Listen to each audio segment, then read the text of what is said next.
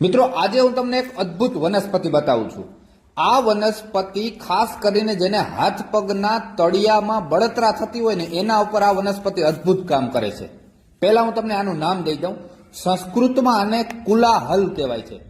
ગુજરાતીમાં મિત્રો આપણે આને કલાર અથવા તો કલહારના નામથી ઓળખીએ છીએ.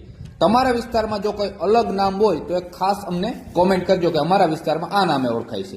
દક્ષિણ ગુજરાતમાં એક બાફેલું શાક બનાવવામાં આવે છે જેને ઉંબાડિયાના નામથી ઓળખવામાં આવે છે.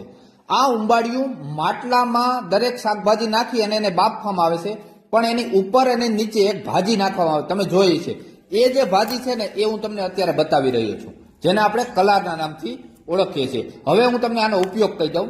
હાથ પગમાં જેને તળિયામાં બળતરા થતી હોય ને એ કલારના ભાજીનો પાનનો રસ, બરાબર, દાખલા તરીકે 50 ml રસ લઈ લેવાનો અને એની સામે 50 ml સરસવનું તેલ લઈ લેવાનું.